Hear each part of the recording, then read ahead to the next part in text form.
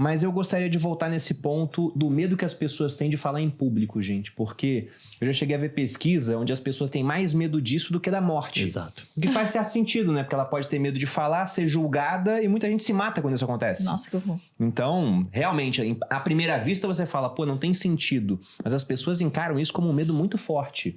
Como é que a gente faz, além da prática, naturalmente, pra perder esse medo? Porque tem uns macetes que eu já vi em alguns locais, imagine a plateia nua. Eu não sei se isso realmente ajuda ou não, nunca tentei fazer esse exercício. Isso é real? Tem algum tipo de técnica assim? Vamos lá, então. Essa pesquisa, inclusive, do medo de falar em público é maior que o medo da morte, ela é um pouco controversa, foi de um jornal britânico chamado Sunday Times. Eu fui pesquisar porque eu queria colocar essa frase no meu livro. Acho que eu até pus. Só que ela é um pouquinho controversa porque o escopo era pequeno, perguntaram para 3 mil pessoas, a metodologia não era muito boa. Isso aqui ficou muito famoso no mundo da comunicação. As pessoas têm mais medo de morrer do que falar em público. E faz super sentido. Por que a gente tem esse medo? O nosso cérebro, a gente pode dividir ele didaticamente em 2 partes. O cérebro primitivo e o cérebro racional. Um pouquinho de neurociência aplicada à comunicação. O cérebro primitivo é a parte mais antiga na nossa evolução, composta pelo cérebro reptiliano e pelo sistema límbico, responsável por funções básicas de sobrevivência e emoções primárias. É pré-verbal, inconsciente, extremamente rápido e burro. Então ele é muito burro, mas a gente tá passando assim na rua, alguém buzina, a gente faz, eita, caraca, é automático, a gente vem com isso de fábrica, prazer, cérebro primitivo.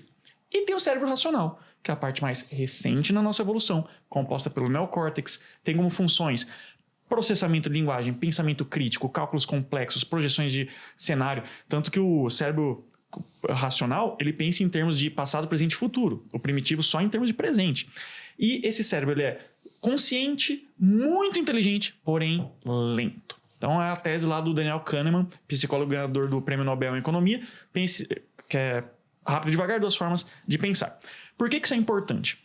Isso aqui, só saber isso aqui faz qualquer pessoa perder o medo de falar em público. É incrível, é muito simples, só que as pessoas não têm essa clareza.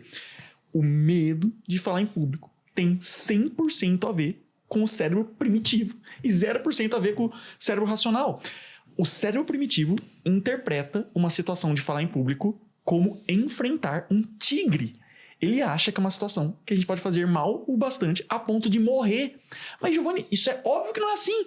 Pro cérebro racional é óbvio. Pro primitivo não. Porque o primitivo quer te proteger, ele teme o desconhecido e como você nunca fez aquilo, ele acaba acionando a reação automática de luta ou fuga, dispara cortisol, adrenalina para te dar capacidade de reação, só que nubla o neocórtex, isso que dá o famoso branco. Então, resumindo, por que você que tá aí assistindo esse podcast, tá ouvindo a gente no Spotify, quando vai falar, só de você pensar em levantar a mão para fazer uma pergunta numa palestra, o coração parece que vai sair pela boca. Tremedeira. Você começa a suar, dá o famoso branco. Por que isso acontece? É a reação automática de luta ou fuga. Giovanni, tem um jeito de perder isso? Fazer o cérebro primitivo achar essa ideia familiar, não acionar mais a reação automática e assim eu performar bem na minha comunicação, não importa a situação? Tem. É extremamente simples. E a gente já falou disso aqui. Nunca negue palco. Porque quando você fala, o seu cérebro vai te mandar correr. Só que quando o cérebro mandar correr, começa a ficar. Porque onde o coração acelera, tem espaço de crescimento. E aí, quando você terminar de falar, o seu cérebro vai falar assim, caraca, não tu morri. falou. E aí você vai falar, falei, mas tu nem morreu, nem morri. E aí vai acontecer um fenômeno psicológico chamado dessensibilização. Vai ficar normal e você vai poder falar com mais proficiência em outras situações. Então nunca negue palco, é a melhor forma de perder o medo de falar em público. Aí complementando com técnicas, um exemplo de uma técnica bem simples, tá? Lembrando que eu não sou professor de oratória, tá? O professor é o Giovanni aqui. Eu sou tá melhor que muito professor. Mas, por exemplo, você vai falar em público, dá aquele friozinho na barriga. Uma técnica bem simples é você mencionar alguém, igual como eu comecei esse podcast, dando parabéns pro Bruno, pra Malu, pelos sócios. A partir do momento que eu uso essa técnica, pessoal, boa noite, é um prazer estar aqui com vocês. Eu queria parabenizar o Bruno, que é o organizador desse evento. Uma salva de palmas pro Bruno. A plateia, de repente, começa a aplaudir o Bruno. Automaticamente você tirou o piano pesado das suas costas, transferiu pro Bruno, transferiu a atenção, já dá algum alívio. O Bruno suando nesse momento, né? Com o holofote nele. Ou seja, isso é uma técnica de 200 técnicas que existem, né? Então eu acho que você não negando o palco e usando técnicas e aprendendo técnicas, que existe 4 estágios do aprendizado, né?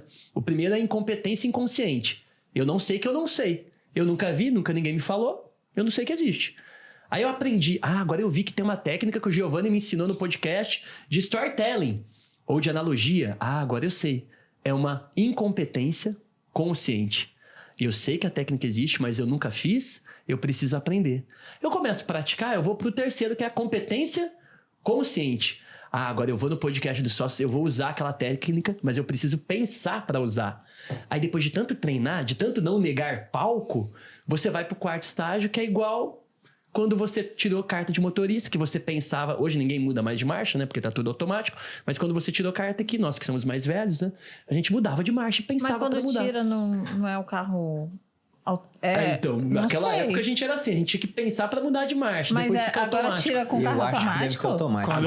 Quando eu fiz o exame, acho que foi em 2019, era o de trocar marcha. Era manual ainda. Mas 2019, não sei agora. Faz 6 anos, né? Eu fiz em 2017. Vou perguntar pro ChatGPT. Estamos velhos. Nossa, hein? mas se tá todo automático, mundo tá da bem casa dos melhor, 30. hein? Não, automático é muito fácil, gente. Parece um videogame. Mas a competência inconsciente é isso, eu não preciso mais pensar pra fazer. Eu aprendi as 80 técnicas, eu treinei com o Giovanni, eu fui no palco da Vox Chuyu, não neguei palco e agora as técnicas de modulação de voz, de analogia, storytelling, é uma competência inconsciente. Eu uso sem ter que pensar.